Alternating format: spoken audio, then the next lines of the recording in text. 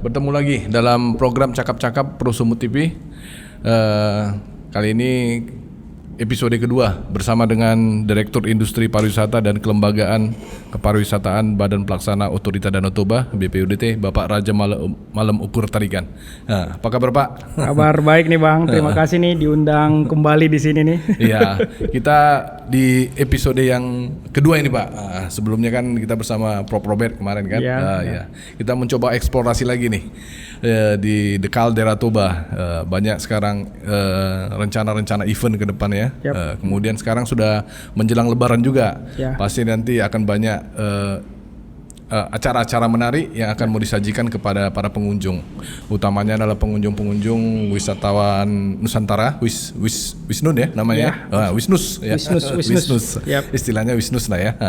Bersama dengan nanti kita coba eksplorasi lagi kembali kira-kira sampai di mana nih update soal investor yang akan berinvestasi di The Caldera Toba. Kemarin Bapak dari Jakarta sudah keliling sampai ke Surabaya. Kira-kira apa cerita updating yang bisa dibagikan nih ke Pak? Oke, mau yang mana dulu nih dijawab nih? Gak apa-apa, dari perjalanan yang dari Jakarta aja Pak. Oke, siap. Jadi saya memang baru balik nih tadi nih karena undangan podcast ini nih balik cepat tadi. Makasih Pak. Jadi mantap. Saya kemarin sebenarnya ke Surabaya dan Malang. Pas ketika acara REI kemarin 3 Maret itulah yang sempat viral tuh yang urusan kasino dan yang lain. Soal healing entertainment ya Pak ya. Ada satu investor namanya Pak Adi Teja. Dia memang ngasih surat minat tertarik mau bangun Caldera Park and Zoo, mini zoo. Dia mau bangun mini zoo ya. Taman bermain sama mini zoo. Jadi saya sebenarnya memfollow up ke sana gitu kan, keseriusannya seperti apa gitu kan ya. Itulah mereka lagi mau buat hitung-hitungan finansial gitu ya. Terus nanti buat master plan-nya gitu kan. Nah, kebetulan karena saya di Surabaya dan sekarang jalan tolnya udah cepat ke Malang, saya ketemu sama Pak Suryo, ownernya Jatim Park gitu ya. Jadi Jatim Park ya. Menjajakin aja sih, menjajakin apa yang bisa dikerjasamakan ke depannya gitu. Saya sih kemarin memang kalau orang-orang yang bukan dari Sumatera Utara selalu saya bilang sih Pak, saya ini nggak mempromosikan Danau Toba sekarang ini ke Bapak, cuman perkenalkan diri. Kalau sekarang Bapak pasti nggak tertarik, tapi tahun depan saya yakin Bapak tertarik lah setelah banyak perkembangan gitu sih. Iya betul. Mereka sebenarnya kalau sudah mau bertemu gitu berarti sekitar 50-60% udah interest lah ya. Ya mudah-mudahan lah ya. Iya. Gitu. Soal healing entertainment kemarin apa perkembangan kira-kira Pak? Ya gitu aja, stop aja ya. Cuman ya kami mantau-mantau lah di komen-komen gitu ya. Ternyata banyak yang mendukung juga ya. Ya udahlah, jadi kita ini aja lah ya, kita lihat lah. Tapi memang kami nggak fokus ke sana lah. Kami gimana sekarang fokus seperti saya bilang, kami fokus gimana kami punya 2-3 hotel dulu yang besar. Kami kembangkan nanti atraksi-atraksi, udah itu aja dulu kami kerjakan gitu. Namanya investor kan kadang-kadang berpikirnya agak kreatif kan Pak. Iya benar. Jadi mencoba melakukan terobosan-terobosan yang belum pernah ada. Kira-kira kalau dicoba dapat respon yang positif kan ya artinya respon mereka juga akan lebih cepat juga untuk menanggapi respon itu kan gitu Pak. Benar Bang. Oke Pak Raja, menjelang Lebaran ini pasti The Caldera Toba sibuk berbenah ini karena memang inilah peak time untuk untuk setiap tahun ya. Lebaran dengan Nataru ya, Natal dan Tahun Baru ya. Sedikit cerita Pak Raja soal persiapan menjelang Lebaran ini. Ya, kami persiapannya ini udah hampir matang lah ya. Buat kami memang setiap tahun Lebaran itu jadi jadi momen kunjungan wisatawan terbanyak lah ke kawasan. Tahun lalu dengan kondisi kami masih gitu-gitu aja, nggak ada apa-apa gitu, kami dapat 30.000 lebih. 30.000 ya? Ya, 30. Nah tahun ini ya terlampau ambisius sih saya sih sebenarnya sih. Saya targetkan sih sebenarnya 60.000 yang datang nih. 30.000 itu dihitung dari yang bayar tiket. H+1 ya Pak ya? Dari kemarin itu 10 hari Pak. 10 hari ya dihitungnya. Dari H-5 sampai H+5 Oh, H-5 sampai H+5. Berarti gitu 10 hari itu 30.000. Luar biasa. Tahun ini juga hampir sama kan karena panjang dia ya. Artinya orang pasti ngambil cuti di kejepit-kejepit itu kan karena sampai 1 Mei itu kan merah ya. Jadi orang tuh dari hari Rabu depan sampai Selasa 2 minggu lagi tuh libur semua itu gitu. Jadi memang kami targetnya mudah-mudahan lah kami sih bisa lebih dari 30.000 30.000 syukur, tapi kalau bisa 60.000 ya, ya puji Tuhan lah. Lagi kami kerjakan sekarang lah semua ini persiapannya gitu Bang. Iya, apalagi jalan tol kan sekarang sudah mulai mau dibuka kan sampai ke Siantar kan. Satu arah dulu. Iya, satu arah dulu memang. Tapi artinya sudah sangat membantu warga Sumatera Utara lah. Utamanya memang destinasi ini memang destinasi incaran ini kayaknya nih Pak. Betul. Menjelang Lebaran ini. Betul. Kira-kira dari tahun lalu sama tahun ini apa perbaikan yang signifikan yang membuat masyarakat nanti tidak merasa khawatir gitu ya? Yang pasti sih kita buat event lah, di handle sama Pak Dito, direktur pemasaran kami. Buat event kami menghadirkan artis-artis lokal lah. Jadi artis memang, lokal ya. Jadi tiap hari itu ada artis-artis lokal yang datang. Ada event ada performance, ada bazar kuliner, ada atraksi budaya dan yang lain lah. Jadi tahun ini memang lebih siap kita, lebih semarak lah ya. Lebih semarak tahun ini gitu. Terus kita juga sekarang mulai ngajak sponsor-sponsor gitu di F&B, datang mereka buat booth dan yang lain gitu. Itu sih perbedaannya sih. Sama memang perbedaannya ya di dalam kawasan kami. Kami akhirnya punya kafe nih Bang. Oh punya kafe ya? Oke, cerita dulu soal kafenya ini. Jadi memang dari dulu orang datang ke kawasan kami kan masalahnya selalu nggak ada tempat makan. Jadi akhirnya kami bangun. Kami sebenarnya belum bilang kafe lah, kami bilangnya kitchen dulu lah. Kami bangun dapurnya, terus kami rekrut nih orang-orang, rekrut orang-orang lokal ya. Jadi mereka kerja di situ, ada yang senior cooknya, ada yang lain-lain lah gitu kan. Terus kami di depan kitchen itu kebetulan dulu kami punya information center, kami jadiin kafe lah. Jadi orang duduk di situ makan gitu. Jadi itu perbedaannya sih. Jadi sekarang datang ke kawasan kita udah ada lah dan tahun lalu belum ada itu Pak ya? Sama sekali belum ada. Sama sekali belum ada. Jadi orang bawa makanan kopi itu harus bawa dari luar dong ya? Dari luar, makanya dari dulu kita biarkan aja orang bawa makanan dia lah. Tapi kalau sekarang nih kita agak ketat sedikit nih. Karena udah ada bisnisnya di dalam. Iya bang. Itu sih. Berapa kapasitas kafenya itu Pak? Nanti untuk menampung? Kapasitas kafe kita sebenarnya kalau ruangannya kafenya itu bisa sampai 50 orang. 50 orang. Tapi dengan kondisi outdoor kan bisa 100 orang gitu. Dan pada akhirnya kan orang, kita nyiapkan grab and go sebenarnya. Jadi orang beli makan yang gampang diambil, minum, bisa take away, bisa dimanapun di seputaran The Caldera itu. Di seputaran The Caldera itu ya. Yang menjadi persoalan kadang-kadang kan gini, kita mau pergi nih kan ke kalderanya nih kan Pak.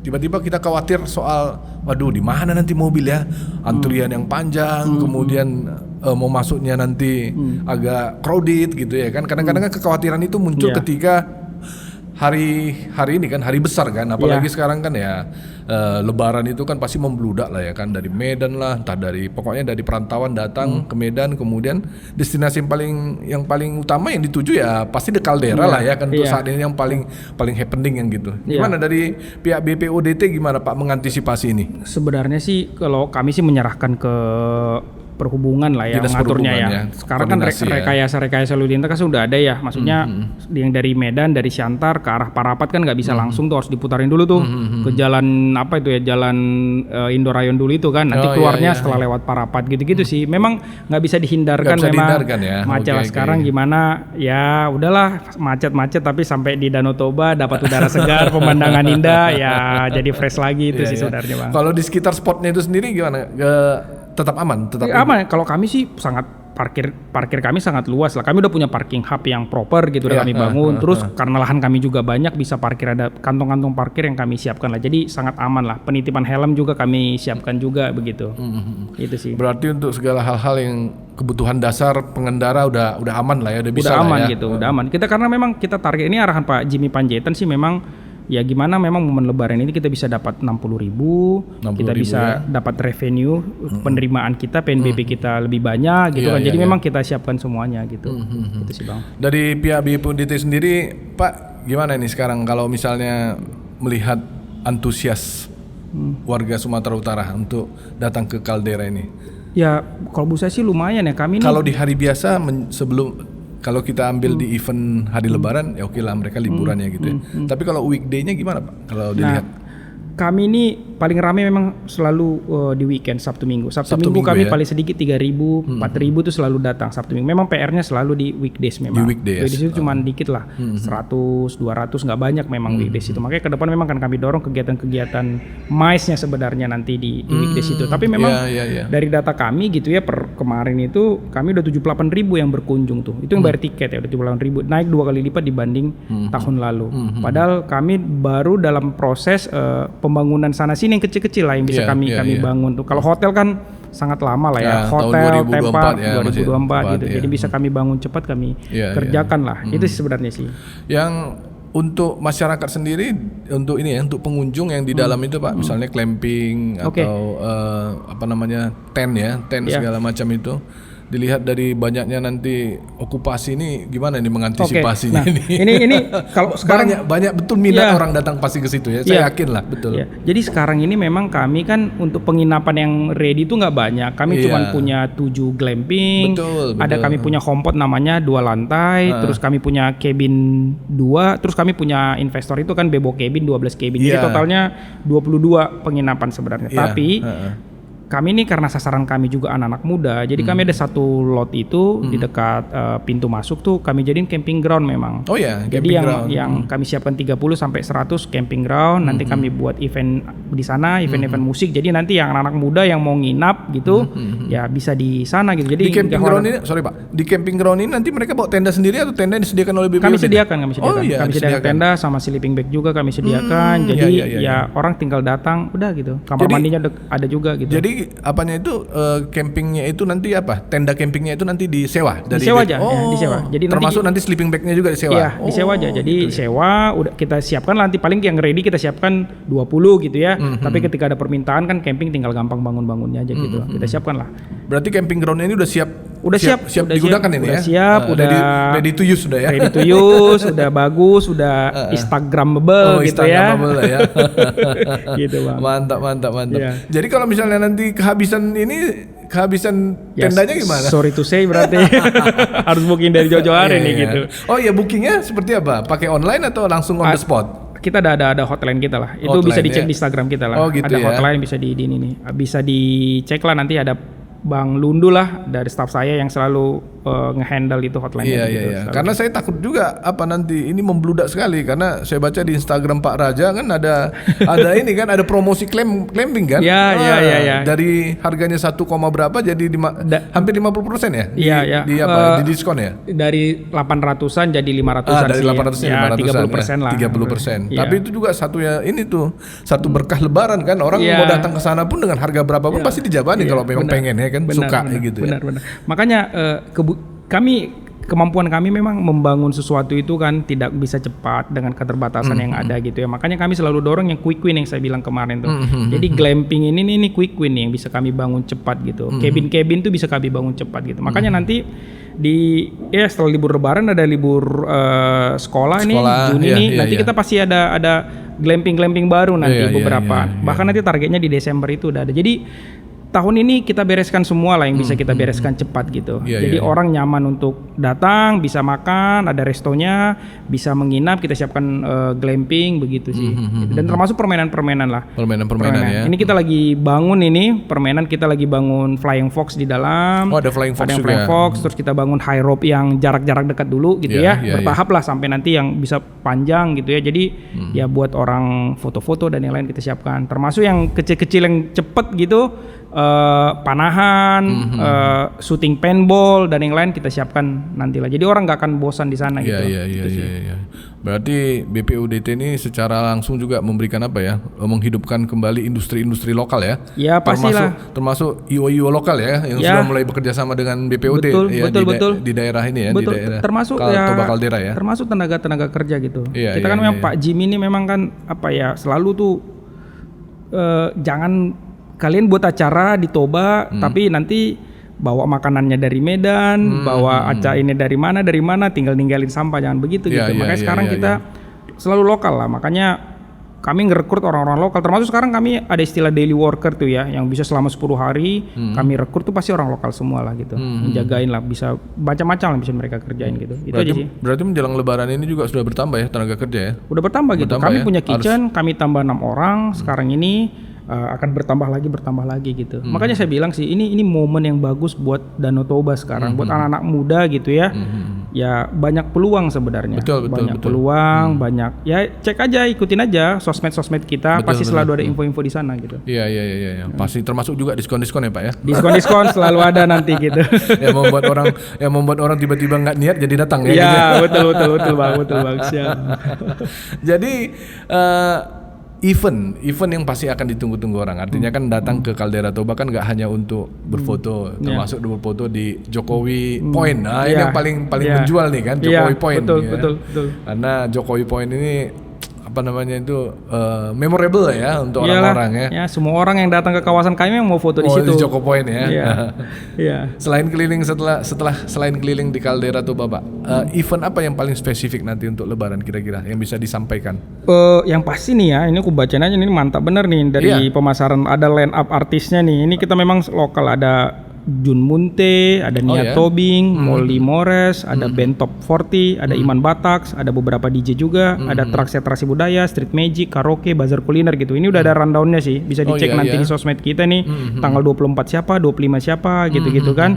27 April tuh Nia Tobing tampil. Dimulai dari mana itu eventnya, Pak? 24 April. 24 April ya? 24 April. Finish nanti tanggal di 1 Mei. Di 1 Mei. Oke, berarti hampir seminggu penuh ya? Seminggu penuh gitu, tiap hari selalu ada gitu. Jadi ya kalau yang udah mampir, udah sampai jauh-jauh ke Parapat, jauh-jauh ke Balige ya ke Caldera lah. Oke. Caldera nanti gitu. mereka akan event tampil di apa? Perform di amphitheater ya?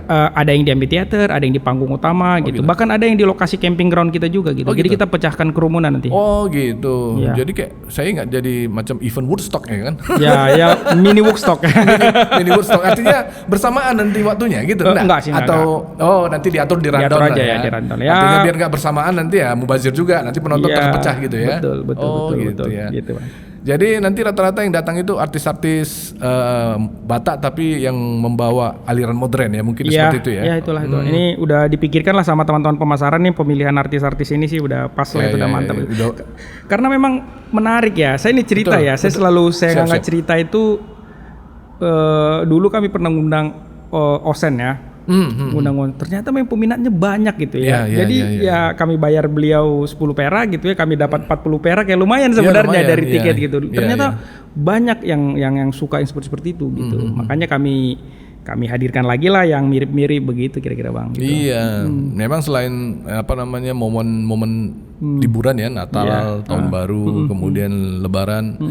Memang The Caldera ini udah sangat representatif lah untuk bikin event-event musik ya. Betul. Ya makanya mengundang lah ini IOYO Medan Sumatera Utara. Kita atur skema kerjasama. Kebetulan saya juga yang ngurus pengembangan bisnis gitu. Skema-skema apa? Kita bareng-bareng cari sponsor gitu, sangat memungkinkan. Mantap. Ini salah satu trigger nih untuk kawan-kawan yang bekerja dan berkarya di industri kreatif. Ya. BPUDT menantang kreativitas Anda gitu ya. Siap. Caldera Toba ini udah ada ini spotnya nih, mau kita jadikan apa ini ya? Benar.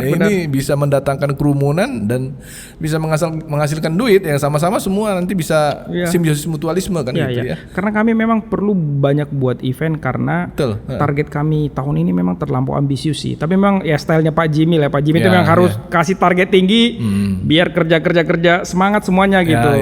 Kami tahun lalu 211.000, Pak Jimmy menargetkan kami sebenarnya bisa 400 sampai 500.000 pengunjung nih. Yang bayar tiket ya. Yang bayar tiket gitu. Per tahun ya itu Pak ya? Per tahun. Makanya saya bilang ya, kalau buat kawasan kami nih kalau bisa kami 400.000 tahun ini gitu ya. Tahun depan kami juga bisa lebih lagi. Nah, setelah sampai tol nanti, setelah sampai dari Siantar ke Parapat, jadi 1 juta setahun itu sangat mungkin datang ke Caldera. Belum sangat lagi nanti datang hotel bintang 5-nya sudah selesai lagi, ya. Bisa buat MICE, bisa buat event kegiatan-kegiatan rapat-rapat dan yang lain, conference begitu. Update terakhir selain Opung Labersa, siapa yang sudah berminat untuk membangun hotel bintang 5? Oke, ini ada namanya Pak Antoni Sitorus. Pak Antoni Sitorus ini Tobanta Nauli Indah, pengusaha samalah sama Opung Labersa, pengusaha sawit dari Riau, Sumatera Selatan. Memang ya orang-orang yang memang pulang sukses kampung pulang kampung membangun kampung halaman dan serius berbisnis beliau gitu. Itu yang kami yang udah tinggal tanda tangan perjanjian kerjasama lah. Cuma memang ya itu tadi memang concernnya investor ini kan selalu di infrastruktur. Di infrastruktur makanya jalan dalam kawasan kami kan belum. Makanya ini good newsnya lah. Itu kemarin pas rapat di Jakarta akhirnya diputuskan memang ketika rapat ada Pak Luhut, ada Pak Sandi juga, ada beberapa yang lain-lain diputuskan memang akan segera dibangun jalan, tapi bertahap memang. Jadi kami akan dibangun jalan 2,1 km dulu lah. Jalan di dalam kawasan. Di dalam kawasan. Jadi kami nanti fokus nanti ke memang ke tempatnya investor dulu lah. Investor kami kan di daerah selatan semua. Jadi kami fokus bangun ke sana dulu lah gitu. Habis ini saya yakin nanti orang akan banyak datang gitu. Itu sih, itu yang lagi mendekat. Nah, itu investor besar-besar. Nah, yang kecil-kecil, kami punya investor yang mau bangun luxury glamping gitu kan. Ya sama orang Sumatera Utara juga yang udah banyak manage hotel di mana-mana, pulang kampung bawa investor, lagi coba bangun luxury glamping itu. Nah, buat kami itu memang pengen, itulah yang bisa dibangun cepat gitu. Gitu. Jadi kami akan punya tambahan-tambahan glamping nih nanti nih ke depannya gitu. Itu sih, Bang.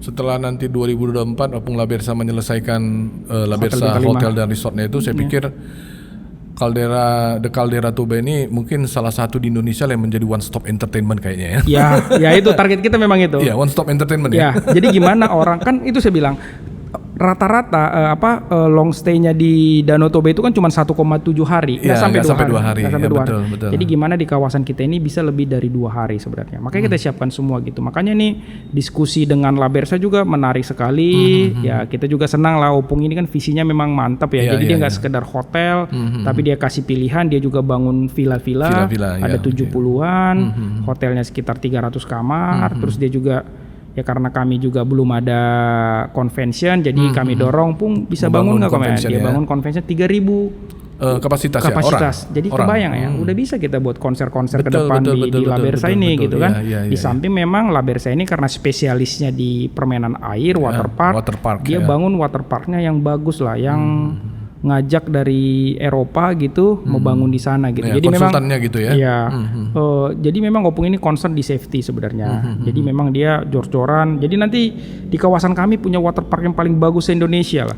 Waterpark dengan teknologi terbaru gitu kan, yang waduh luar biasa lah nanti luar biasa. Ini nanti saya ada desainnya, cuman pasti nggak dikasih izin nih, bocor-bocorin dulu kan.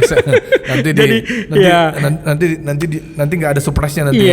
Tapi itulah di kawasan kami akan punya waterpark terbaik se-Indonesia tahun depan gitu. Luar biasa. Apalagi di pinggir Danau Toba ya. Dan saya yakin harganya affordable. Karena Opung Labersa ini kan ya memang dia tidak ini lagi ya. Tujuannya udah menyenangkan orang ya. Betul bang. Gitu bang. Berapa persen udah pembangunannya? Kalau sekarang sih sebenarnya paling baru sekitar 10%.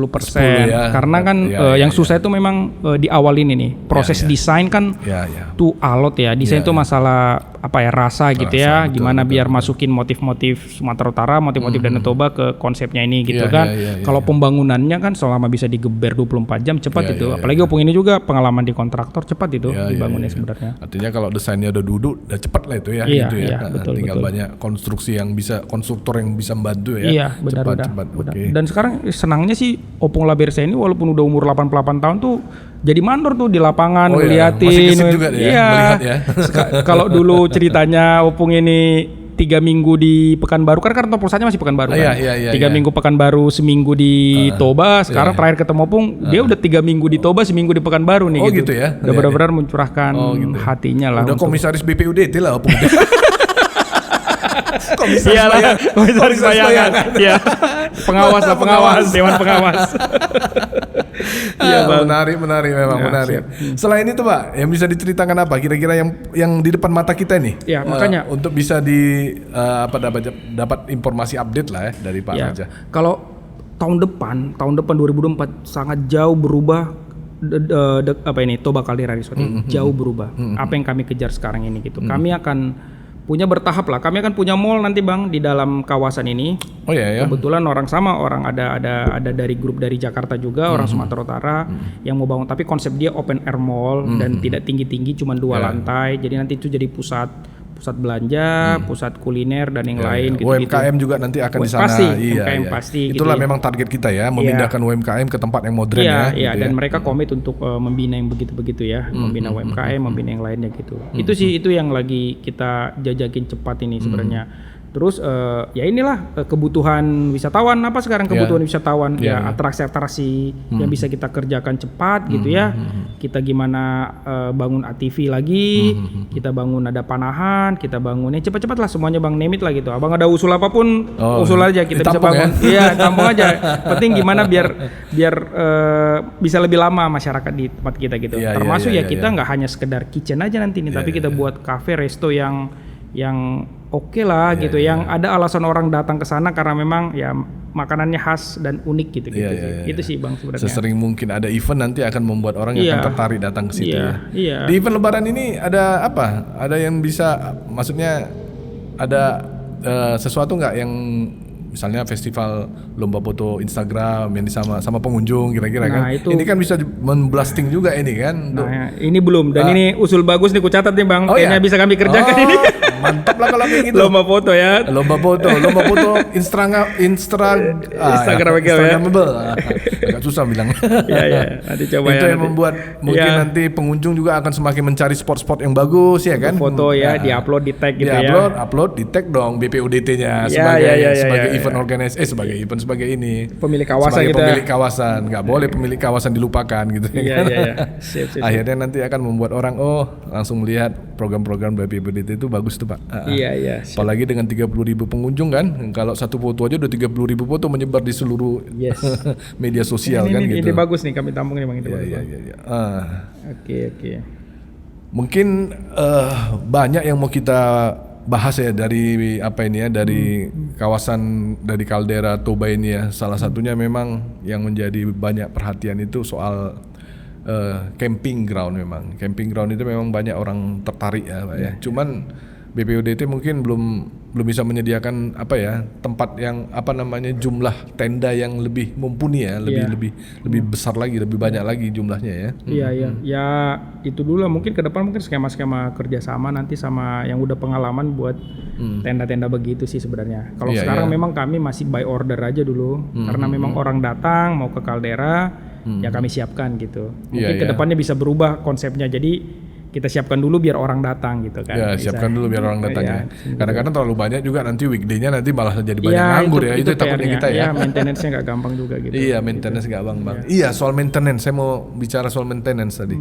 Ini kan banyak tempat-tempat wisata ketika misalnya sudah agak lama, kadang-kadang banyak itu pengunjung itu kan selalu itu kan Pak mengeluh, sudah mulai tidak tertata lagi, kemudian toilet banyak yang kotor, kemudian tumbuhan sudah mulai itu tidak dirapi-rapikan. Dari BPUDT pasti nggak begitulah ya, saya yakin ya.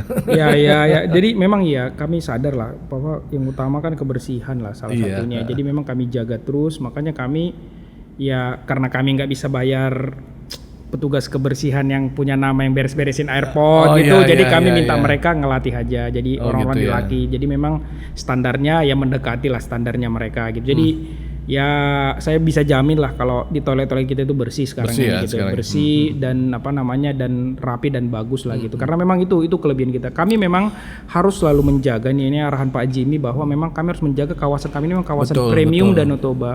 Makanya kenapa camping ground kami nggak bisa murah-murah Bang gitu.